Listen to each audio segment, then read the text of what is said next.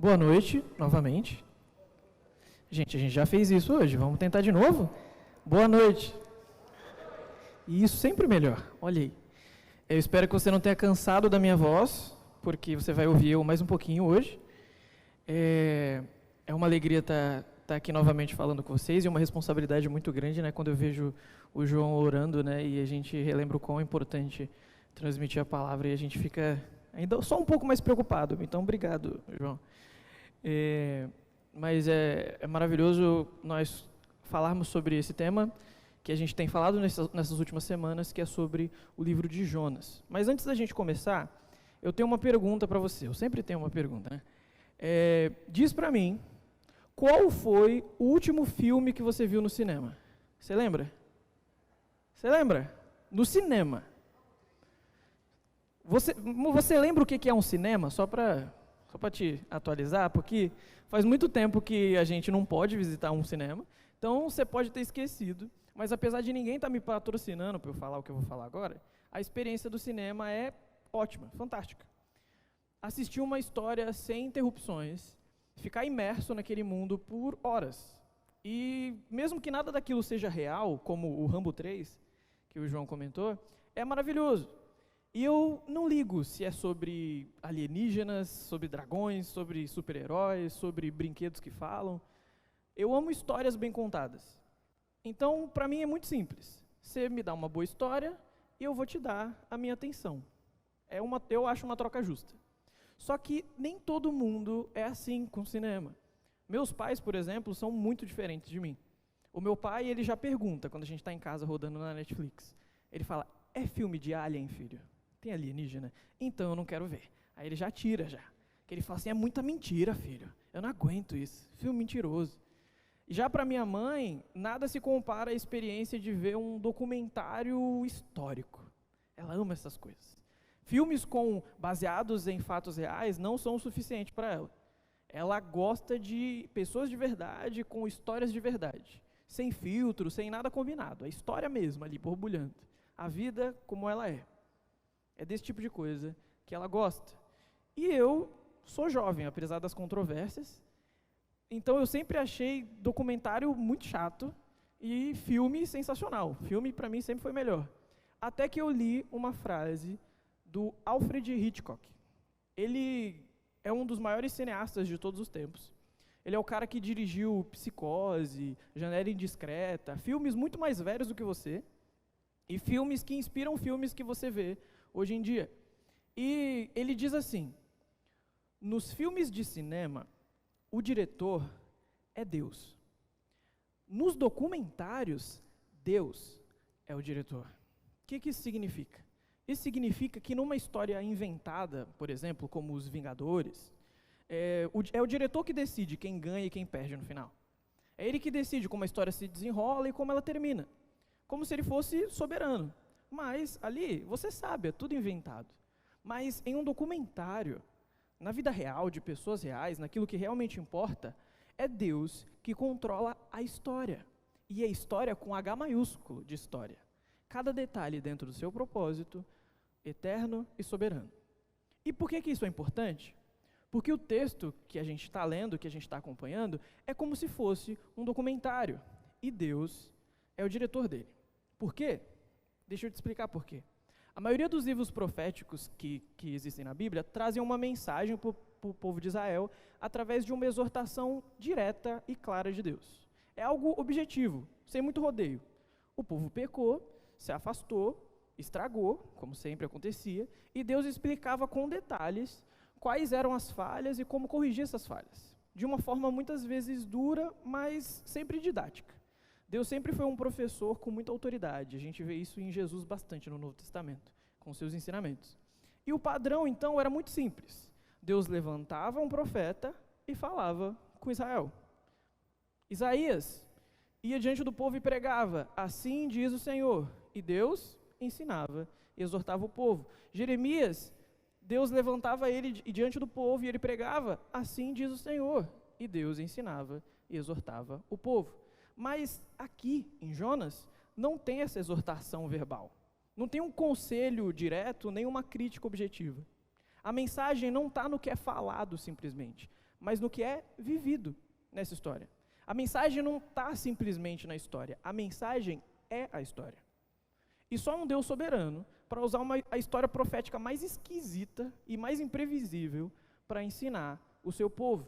Uma história sobre desobediência de quem ama a Deus e obediência de povos idólatras. Uma história sobre dormir em tempestades, uma história sobre viajar dentro de um peixe, sobre egoísmo e sobre arrependimento. É um livro profético com cara de livro histórico.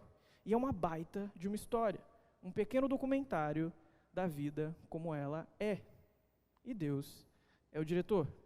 E já acompanhamos várias cenas dessa história nas semanas que se passaram, desde o capítulo 1 de Jonas. Mas o meu trabalho hoje é caminhar pelo trecho da nossa sequência e ver que lições vão surgir para a gente. Então, lê comigo, abre comigo em Jonas capítulo 3. Eu vou ler do versículo 1 até o versículo 10. Os primeiros versículos já foram trabalhados pelo nosso pastor Gil na semana passada, do 1 ao 4, então eu só quero te relembrar. Mas vamos lá. Jonas, capítulo 3, do versículo 1 ao versículo 10. Diz assim: A palavra do Senhor veio a Jonas pela segunda vez, dizendo: Levante-se, vá à grande cidade de Nínive e pregue contra ela a mensagem que eu lhe darei. Jonas se levantou e foi a Nínive, segundo a palavra do Senhor. Ora, Nínive era uma cidade muito importante diante de Deus. Eram necessários 3 dias para percorrê-la.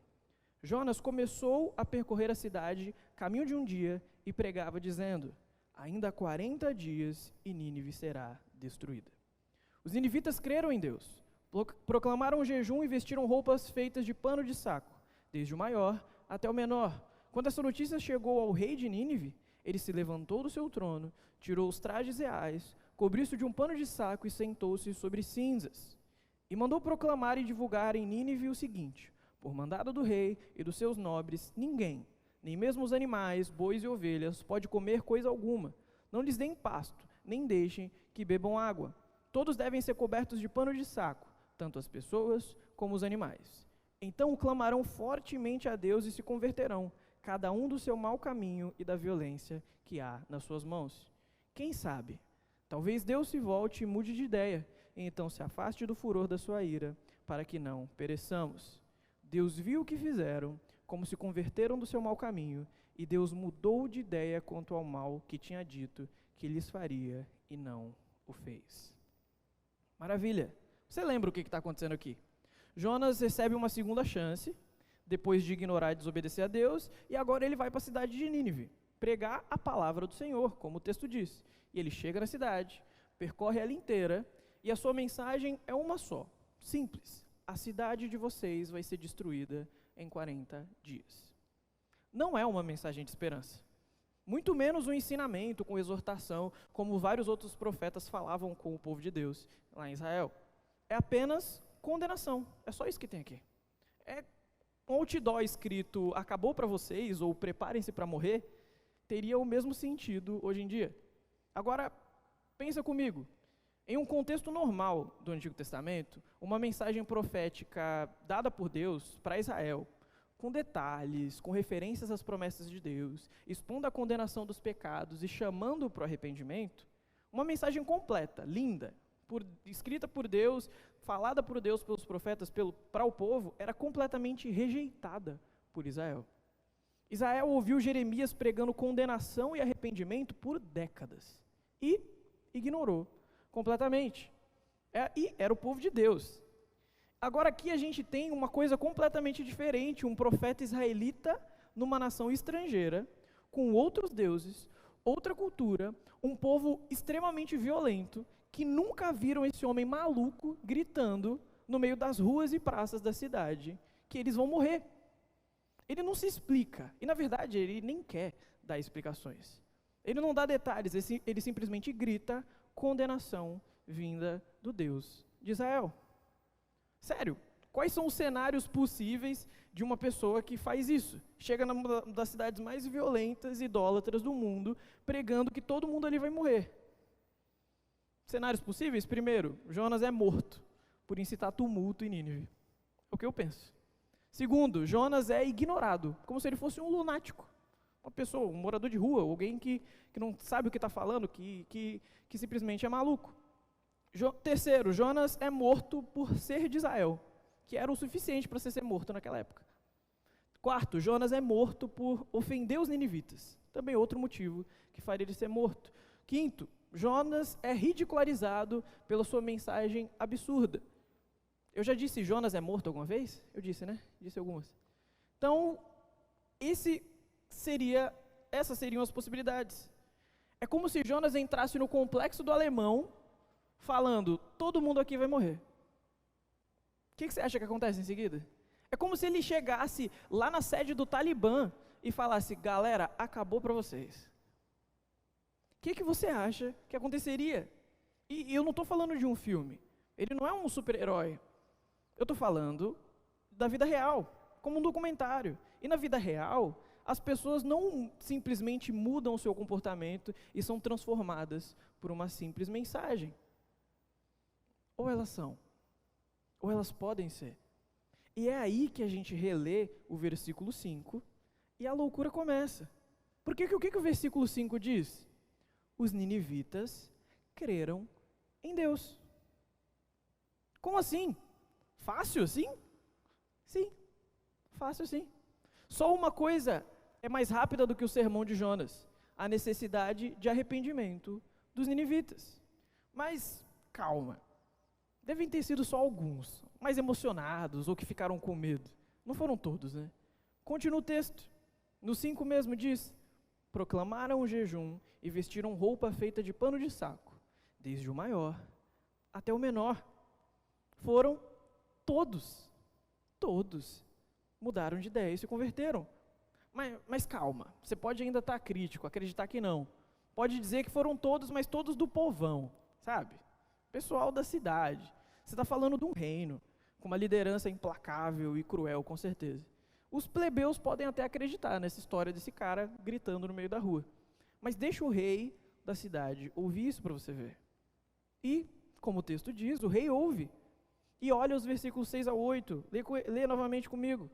Quando essa notícia chegou ao rei de Nínive, ele se levantou do seu trono, tirou os trajes reais, cobriu-se de pano de saco e sentou-se sobre cinzas, e mandou proclamar e divulgar em Nínive o seguinte: por mandado do rei e dos seus nobres, ninguém, nem mesmo os animais, bois e ovelhas, podem comer alguma coisa. Não lhes deem pasto, não deixe que bebam água.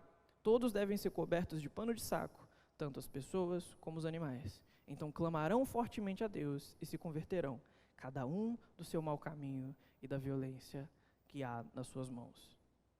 Gente, o rei desceu do trono, o que já seria um milagre por si só. Que um rei descer de um trono é uma coisa raríssima. E voluntariamente se humilhou. Ser um rei e se arrepender dos seus erros é praticamente uma contradição no Antigo Testamento. Isso não acontece. Como que ficaria a reputação desse rei? Mas ele não se importa. E não para por aí. Ele faz uma declaração a todo o povo, convocando todos para se humilharem diante de Deus. E não para por aí. Ele não exige que Deus os perdoe. Ele não diz, eu sou o rei. Olha o nosso sacrifício nacional aqui de jejum e nos responda, Deus. Eu quero que você me responda. Não, ele se ajoelha e diz, com toda humildade, quem sabe, talvez, se Deus quiser, pela sua misericórdia, ele poderia subverter a condenação de Nínive. E essa é a palavra certa. As traduções mais próximas do original vão ler Jonas 3, versículo 4, dessa forma. Começou Jonas a percorrer a cidade, caminho de um dia, e pregava e dizia, ainda 40 dias e Nínive será subvertida. Essa palavra pode significar tanto destruição, subverter, quanto transformação, como o pastor Gil disse na semana passada. E é aqui que a gente vê a beleza da misericórdia de Deus, que já mostra o quanto é soberano, antes mesmo do povo se arrepender. Mas, beleza, você pode querer me perguntar, peraí, muito legal essa sua história sobre a soberania de Deus, sobre Deus ser soberano, mas se ele é tão soberano assim, e o último versículo que a gente leu? O último versículo desse texto que a gente acompanhou. Deus mudou de ideia? Deus pode mudar de ideia? Deus se arrependeu daquilo que ele tinha dito? Deus foi convencido pelo povo de Nínive? E ficou surpreendido de alguma forma e mudou aquilo que ele tinha planejado? Primeiro, se você pensou nessa pergunta, você não faz ela para mim, você faz para o seu professor de Antigo Testamento, entendeu? Não joga essa para mim, não é minha responsabilidade. Segundo, mas já que você está pensando nisso agora, uma resposta que eu posso dar para você não é minha, mas dos teólogos tradicionais ao longo dos séculos, que mesmo entre várias opções de interpretação desse texto, vão te dizer que esse verbo, arrependeu-se, mudou de ideia, esse termo, vem da mentalidade hebraica de antropomorfizar as características de Deus. Mas já que só o Samuel, que está vendo online, entendeu o que eu acabei de falar, eu vou simplificar para vocês. Vem do costume do povo de Israel de dar características humanas para Deus, para facilitar a nossa compreensão de quem Ele é. Como quando Isaías diz que Deus consegue medir nas mãos toda a água do mar. Quando ele diz, lá em Isaías 40, que Deus consegue medir os céus a palmos. Mas Deus é espírito, Ele não tem mãos. E Isaías sabe disso. Mas o seu objetivo era demonstrar o quão grande Deus é. E o quão poderoso Ele é de uma forma que a gente possa entender, que a nossa mente possa captar. Então, mesmo que Ele seja ainda maior do que isso, que Ele seja ainda mais poderoso do que isso, a ideia é a mesma, representada aqui. Arrependeu-se, mudou de ideia, é a melhor palavra, o melhor termo que nós temos para tentar descrever Deus, ainda que ele seja insuficiente, para explicar aquilo que Deus faz aqui.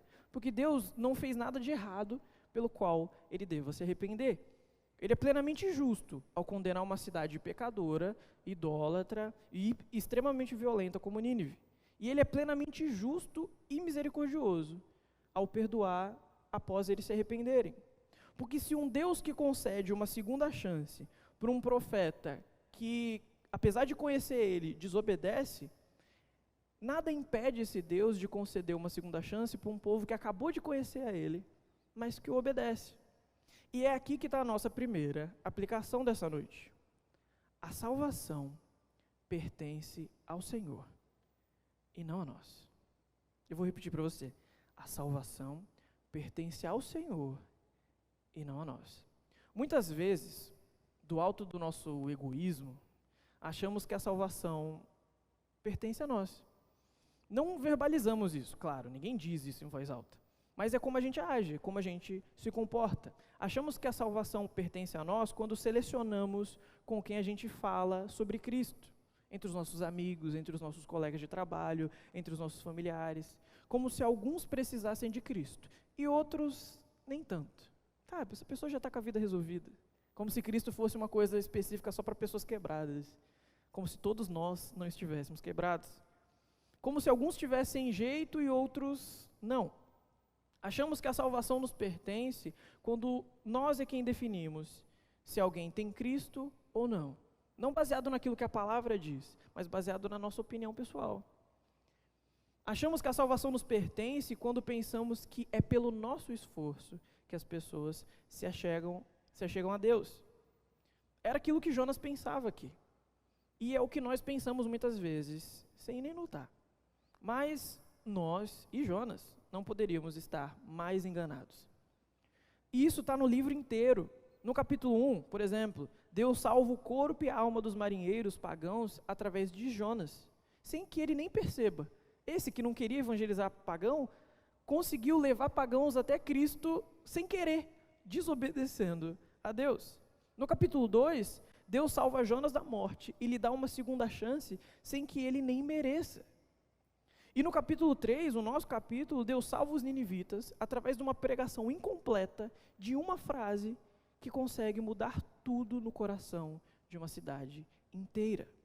Então, em todas as vezes, as condições são esquisitas, anormais, e todas as vezes é Deus quem salva. Essa história mostra que não importa o quão difícil é o contexto, mesmo numa tempestade, é Deus quem salva. Mesmo no fundo do mar, é Deus quem salva. Mesmo diante do imprevisível e do inesperado, nada consegue barrar um Deus que decidiu salvar. Porque é Ele que decide. Então temos que parar de querer selecionar, de pensar que é pelo nosso braço que essas coisas funcionam. A nossa responsabilidade, como Cristo nos ensinou, é pregar. A nossa responsabilidade é falar em todos os contextos, em todo o tempo, em todos os momentos, para todas as pessoas. E lembrar que é Deus quem convence, que é Deus quem salva, assim como Ele fez comigo e com você. E a segunda aplicação de hoje é: a transformação só vem através da compreensão de quem Deus é. Vou repetir: a transformação só vem através da compreensão de quem Deus é. E isso também está no livro inteiro. Capítulo 1. Os marinheiros são transformados quando compreendem que Deus é o Senhor do céu, da terra e do mar. Isso traz temor e os leva a adorar a Deus. Capítulo 2. Jonas encontra esperança quando ele relembra que ele não é nada sem Deus, que Deus é o único poderoso para salvar ele da morte. Capítulo 3, os ninivitas são transformados quando temem ao Deus que os condenou e o seu povo e se arrependem dos seus pecados. Isso é verdade, era verdade naquela época e continua verdade hoje. Transformação vem através do conhecimento de Deus. É olhando para Ele que nós somos libertos dos nossos pecados, da nossa personalidade difícil, do nosso jeito ruim de ser, dos nossos vícios, do nosso coração mau e de tudo aquilo que nos afasta de Deus. Nós vibramos quando uma reviravolta muito incrível acontece num filme, não é verdade? Quando aquele personagem pega aquele martelo, sabe? Quando coisas acontecem e você pensa que alguém vai morrer e essa pessoa não morre. Quando o impossível acontece. Quando no último segundo a esperança retorna com um estalo. Quem pegou essa, pegou. Não vou explicar. Mas na vida real, a gente tem uma coisa melhor ainda.